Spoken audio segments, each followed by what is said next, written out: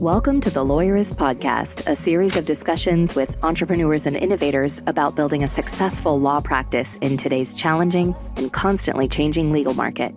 Lawyerist supports attorneys building client-centered and future-oriented small law firms through community, content, and coaching, both online and through the Lawyerist Lab. And now, from the team that brought you the Small Firm Roadmap and your podcast hosts. Hi, I'm Sara Munder. And I'm Stephanie Everett, and this is episode 467 of the Lawyerist podcast, part of the Legal Talk Network. Today, Sara is talking with one of our lab coaches, Ryan McKeen, about what it means to be a healthy owner. Today's podcast is brought to you by Postali, Posh Virtual Receptionists, and LawPay. We wouldn't be able to do this show without their support. Stay tuned. We'll tell you more about them later on. So, Stephanie, I hear that our lab coach, Ryan, who is on this episode today, has something really cool coming up to help PI attorneys specifically. Could you tell us about that? Yeah, so Ryan and his team, some will remember, they just had an amazing record-breaking verdict in their state. They had a $100 million verdict, and they want to share that knowledge of how they got there, how they put the case together, how they presented it to the jury, and they want to give back to the PI community. So they're putting together what they're calling a $100 million day in Boston. It's happening in November 9th and 10th. It's a ticketed event, but they promise to give a ton of value. They're going to give you actually a collection of their openings and their closings and their witness examinations and what they did with the focus group.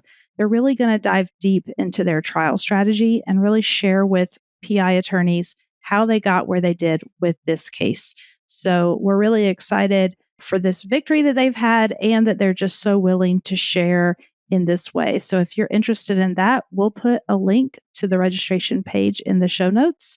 And so Ryan, as you know, we all love him and adore him around here. I just think he's an amazing human being and is so giving. And so, Sara, I'm really excited to just dive right in and hear this conversation that you did with him about what he does to be a healthy owner. Hi, I'm Ryan McKeen. I am the CEO and co-founder of Connecticut Trial Firm. We are a personal injury firm located in Hartford, Connecticut area. I am also a strategy coach at Lawyerist Lab. Well, welcome to the podcast. Welcome back to the podcast, Ryan. I'm super excited that we get to hang out today. We just got to hang out at LabCon, sort of. We were just talking before we hit record that we were passing each other, through the hallways, and we were coaching people and running workshops and stuff like that. And so I'm really excited to kind of get to know you better today and for our audience to get to know you better because you, like you said, you're a coach here in Lawyerist Lab and you provide a ton of value for people. So tell us a little bit more about your firm, when you started, and maybe some of the steps along the way that got you to where you are here. Yeah, 11 years ago, I quit my job as an associate. I saw a better way to practice. I was inspired a lot by the content Lawyerist and Sam Glover and Aaron Street were putting out at the time about using the cloud and being transformative. And I didn't see those opportunities in the existing firm that I was at. So I decided, look, I'm going to go paperless. I'm going to use cloud-based software and I'm going to start my own firm and I'm going to try to run it like a business. And I went out and I formed a partnership. I did what most people do. And I called a friend and I was like, hey, do you want to start a law firm? And within 6 months, we weren't talking. Within a year, we weren't partners. We've had a Lawyerist episode, a podcast episode. We are all friends now. It was not fun. Mm-hmm. So I then went solo and I was solo for a few years. Ultimately, I partnered up with my current partner, Andrew Garza, in 2016. We really became full partners in 2018. And now our firm is 37 people. So I've been at all ends of the solo to small firm to, I guess I'm not even sure we're a small firm anymore. Yeah, absolutely. Well, I mean, it's a journey. It's never a straight path to get to where you are or get to where you want to go. And there's challenges along the way. And it can be excruciatingly difficult and challenging sometimes mentally. It can take a toll on our mental health. It can take a toll on our relationships. when you have to pour so much into something. And I can imagine, Ryan, when you're managing that many people and you are trying to row this boat in the direction that you want it to go, things happen. And I think that working with people is arguably the hardest part of running a business from my perspective. So how do you do it? How do you do it all, Ryan? One day at a time, one meeting at a time. I think that what has happened over the course of my entrepreneurial journey is that I've built a sort of resilience muscle where things that would have greatly upset me or bothered me 10 years ago don't really even register to me today, because through experience, I have some perspective. I've been there. I've been through that. I've experienced that disappointment. I've experienced that fear before. So there's not a whole lot of new there. And I think that that has been, very useful. I think when I started out, I didn't have perspective. I didn't have community. I didn't have coaches. I didn't have something like LabCon that could help me understand where I am, maybe what I need to do, maybe rephrase the problem or opportunity that I'm facing. And so I had to deal with it all myself. And that was incredibly stressful. Yeah. So, how did that change then when you started to go along your path and then you started to bring people into your orbit and you started to get more support and make connections? And then, you get through one challenge and then there's always the next one. I mean, how do you build that resilience muscle? I guess is what I'm saying. Yeah, this one is very clear to me where I had a lot of success. I was successful. I had some big settlements and I was always working and I was busy and I was building a successful practice, except I was burning myself so hard that it became unsustainable. And I knew this was a day I can remember vividly. Our credit card declined.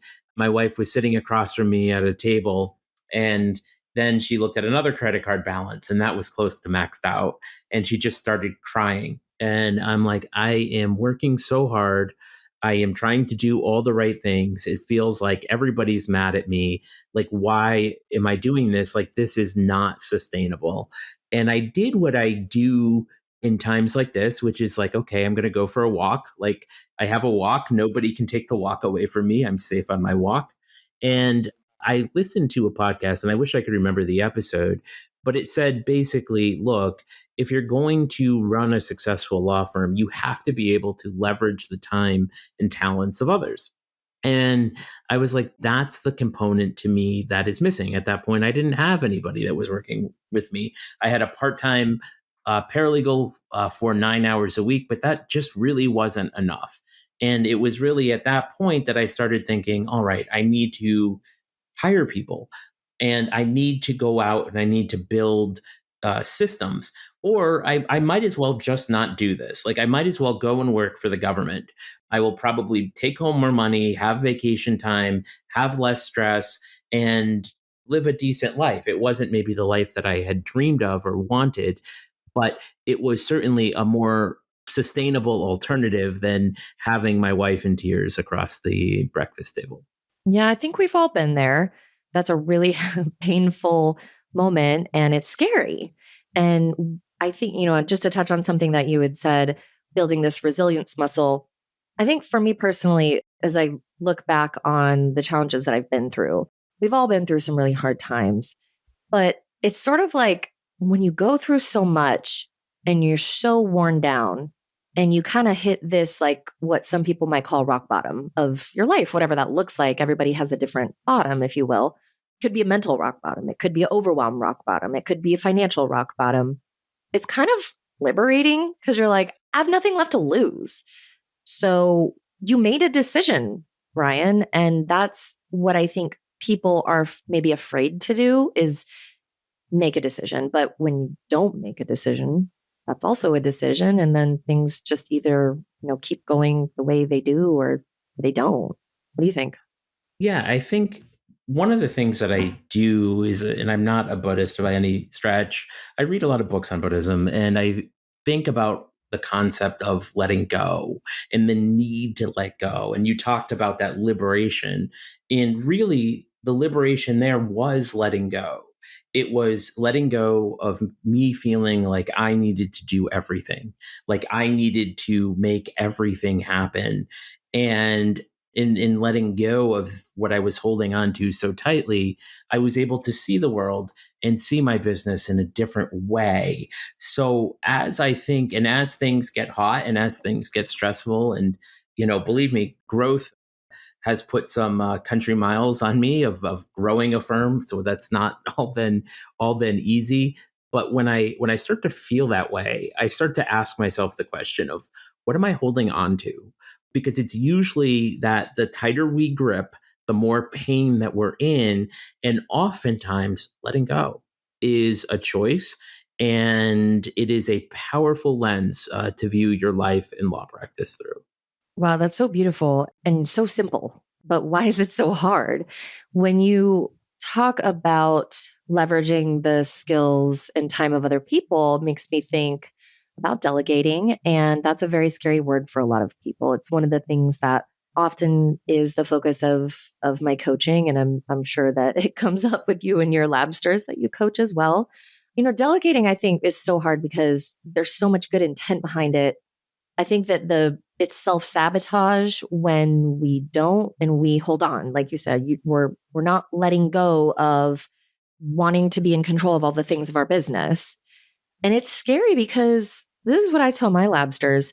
It's because you care. It's because you care about your clients. You care about the work product. That is a beautiful reason. Of course you're going to like protect that and hold that so sacred.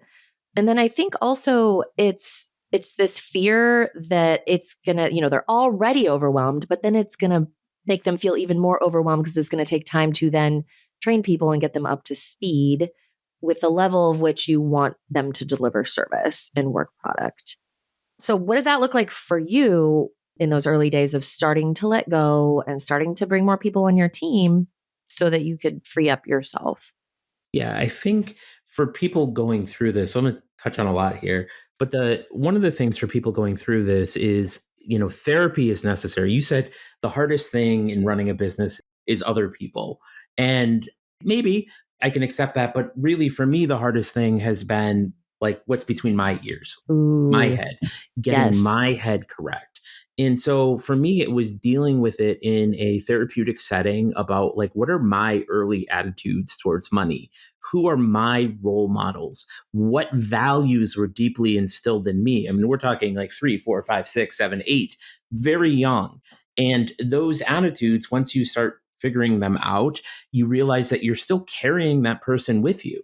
And in many ways, if you don't deal with it, like you have your 5-year-old self running your business.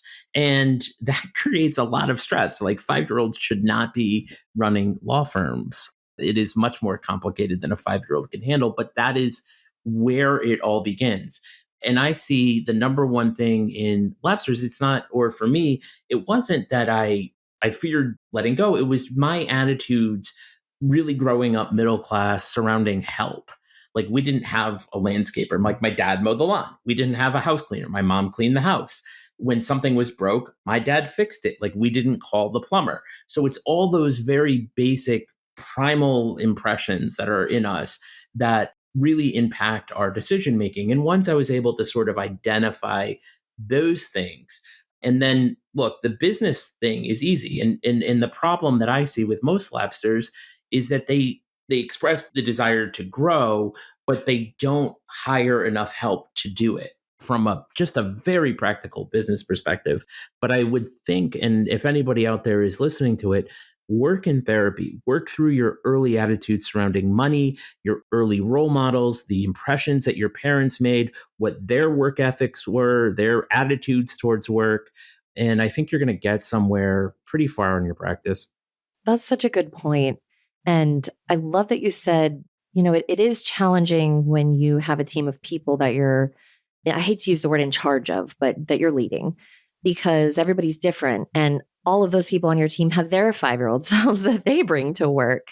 And what I'm hearing is it's our responsibility as a leader to set the example, to deal with ourselves first. And I think when we do that and we keep an open mind and we commit to growing and becoming a better leader and questioning our assumptions and questioning our beliefs. And is this the way others see the world? Why is this person not doing it the way that I want them to do it? Because, it's taking responsibility, being willing to take radical responsibility for everything in your business, even the things that other people do. And that is also so freeing. We're going to take a quick break to hear from our sponsors, and then we'll circle back. The Lawyerist podcast is brought to you by Posh Virtual Receptionists. As an attorney, do you ever wish you could be in two places at once? You could take a call while you're in court, capture a lead during a meeting, or schedule an appointment with a client while you're elbow deep in an important case? Well, that's where Posh comes in. Posh is a team of professional, US-based live virtual receptionists who are available 24/7, 365. They answer and transfer your calls, so you never miss an opportunity. With Posh handling your calls, you can devote more time to billable hours in building your law firm, and the convenient Posh app puts you in total control of when your receptionist steps in. So if you can't answer, Posh can. And if you've got it, Posh is always just a tap away. With Posh, you can save as much as 40% off your current service provider's rates. Even better, Posh is extending a special offer to Lawyerist listeners. Visit posh.com/Lawyerist to learn more and start your free trial of Posh Live Virtual Receptionist services. That's posh.com/Lawyerist. And by LawPay. Don't be the last to discover why the legal industry is raving about LawPay Pro. Say goodbye to manually recording your working hours and chasing down late payments. Accurately track time, reclaim billable hours, and get paid faster with all the billing and invoicing features you need in one easy-to-use tool. Plus, plans start as low as $19 per month per user. Visit www.lawpay.com/Lawyerist to learn more. And by Postali. At Lawyerist, we know marketing is an essential piece of a firm's growth strategy. While marketing may be on your radar, the branding process is often glossed over. Our partners at Postali can develop your law firm brand. Postali is a full-service marketing agency working with attorneys nationwide. Their team will guide you through an exercise and then deliver a blueprint that powers your firm's internal operations, visual identity, and marketing efforts. Branding is more than just a logo and color palette. Taking the time to define your target audience, vision, and core values will ensure that you have a well-aligned internal team ready to help you set and achieve your growth goals. Visit postali.com/branding to get started. All right, Ryan. So clearly it's up to us as the business owner. We've got to take care of ourselves so that we can show up for this team and lead them and row this boat in the direction that we want, create the business that we want that serves clients and serves our lives. So what would you recommend besides, you mentioned therapy and you mentioned things like taking a walk. What do you think defines a healthy owner of a business? The most important piece, look, people talk about exercise and sleep and diet and meditation and yes, and yes. Okay. Let's pull this in a little bit of a different direction. I'm going to talk about community and the importance of community in health, because I think that for, so many people and myself, it's like, it can feel isolating, and isolating can be scary. That can increase those cortisol levels. So finding like-minded people, whether they're other business owners, whether they're, your neighbors in the office suite or office condo, whether they're people in the legal community, whether it's people in Lawyerist Lab, and engaging in that community, I think, is one of the best things that you can do for your health. And there's been studies about, athletes. And one of the studies that I read was fascinating. It was like the best way to become a better athlete was to join a great team or train with people who are great. And there's just such a human element to community. And I think it's not discussed a lot in terms of wellness and health, but simply being around like-minded, positive people who are trying to do, people who are supportive. And one of the things that I was really quick to do was to seek community nationally, because I would go to local bar events and it would just be so depressing. It would be so myopic and it would be so negative. And when you're around negative professionals, like nothing kills your energy more. When your teammates are negative, nothing kills your productivity more. So trying to surround yourself with a community that is healthy and positive and supportive, like to me, if you took nothing else from this podcast, but trying to find that for yourself, like you're going to improve your life more than anything else I could ever tell you. That was so apparent at LabCon, our annual in-person unconference, as we call it. It's more of a 2.5 day working retreat. And this was my third LabCon. I don't know how many times you've been, probably way more times than I have. But this was by far the best of the three that I've been to. And I've heard it was one of the best we've ever had. There was almost like, well, first of all, we had a great turnout. I mean, it was sold out, and we've had so many people join Lab this year. So there was a lot of fresh energy. And they then agreed to show up and not really know what to expect. Everyone was nervous. A lot of our lawyers in Lab are introverts, and it's really intimidating sometimes to get into a room when you feel like everybody else has got it figured out and you don't, and you have all these problems and you've got family issues and you're overwhelmed and all the things. But what happened was they got in, and the thing I just kept hearing over and over is these people never made me feel alone. And they felt that support and that camaraderie. And I feel so confident in saying that no matter what it is you go through in life, the hardest of the hard, challenging situations and challenging chapters, it's really not as bad when you have someone there with you. You know, it's like they say in therapy, traumas don't have to be so negatively impactful if you are not alone through them. So let's say someone's listening to this, Ryan, and they're about to crack. They're really overwhelmed. They're burned out. They don't know where to start. Maybe they're, incredibly discouraged. Where should they start? What would you recommend? Just, take that first step. Let's shift directions a little bit, but it's going to take you in a whole new direction. What would that look like for you? Well, first of all, like if you're really about to crack, like a therapeutic Join lab. setting, a lab is step two, but a therapeutic setting, like to engage in therapy and engage with the help of a trained mental health professional is invaluable. Like find access to that, like pay whatever it is, like make that happen. Okay. And start there. And yes, something like Lawyerist Lab I was a lab star, and it was incredibly powerful to me for a few ways. One was the community of people that I had met and were engaging in, people who were struggling the same way I was struggling, people who were dealing and talking openly. Like one of the things that goes on in the legal space is sort of what I call, in probably every space, but it's sort of like, look at me, look how awesome I am, look at the cool thing that I am doing. And so people come out of conferences like, I need to be doing this. And oh my gosh, I'm not doing this. And so they go there trying to improve their lives, and they end up feeling a whole lot worse. I remember I was coming back from a conference one time, we were getting on a plane, and somebody was talking to me about how they needed to expand to 6 different states, their practice. And I was like, have you thought about this before? Are you maximizing the state that you're in? No. But this person was so anxious after seeing people who just talked about their successes. So finding people who are real, like finding people who are authentic, finding people who are honest with their struggles. And, coaching is a big part of it. I am very simple as a person. And one of my simple sort of life hacks is look at the people who you admire and who are successful and watch what they do. And to a person, the most successful business owners, lawyers, people who are happy, healthy, whatever, however they define success, I don't want to define them in their own terms, like they are coached. And having a coach who can hold the mirror up to you, who can work you through problems, who can help you get perspective, like that is invaluable, because really the battle is between your ears and getting your head straight. Usually the business side of things are really sort of simple and uninteresting answers a lot of times. Yeah, well said. So we brought you on this podcast today, Ryan, because you run a healthy law firm. We consider you a healthy owner.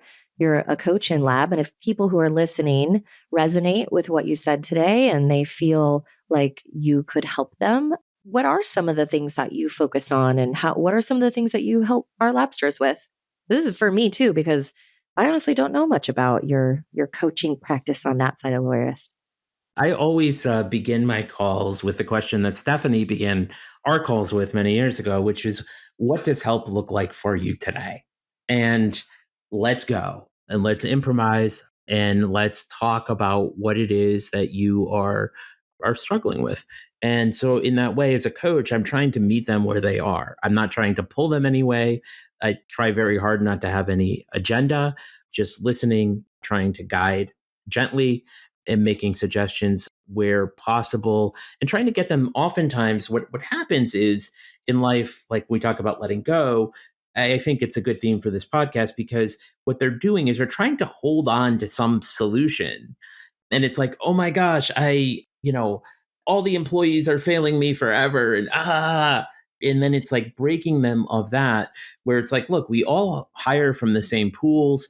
There's all these people are people. Let's talk about your onboarding process. Like, what is your onboarding process like? And then they're like, oh, and then it's like, well, I don't have an onboarding process. And then it's like, well, maybe you should have an onboarding process. And then trying to oftentimes break them of what they're holding on to, and then shifting their perspective into maybe a different way to look at the problem, or maybe 6 different ways to look at the problem. And so they start one place, and ideally I'm able to move them by the end of the call to some other place. Yeah, awesome. Well, with that said, if you are listening and you'd like to have a conversation with Ryan, or you just like to meet Ryan, why don't you get in touch with us here in Lab and we'll set you up. Thanks, Ryan, for coming on the show. And I hope that you keep taking care of yourself. Thanks for all the work that you do in Lab and with our Labsters and in your law firm and for the world. Thank you, Sara. Thank you for having me. The Lawyerist podcast is edited by Brittany Felix. Are you ready to implement the ideas we discuss here into your practice? Wondering what to do next? Here are your first 2 steps. First, if you haven't read the Small Firm Roadmap yet, grab the first chapter for free at Lawyerist.com/book. Looking for help beyond the book? Let's chat about whether our coaching communities are right for you. Head to Lawyerist.com/community/lab to schedule a 10-minute call with our team to learn more. The views expressed by the participants are their own and are not endorsed by Legal Talk Network. Nothing said in this podcast is legal advice for you.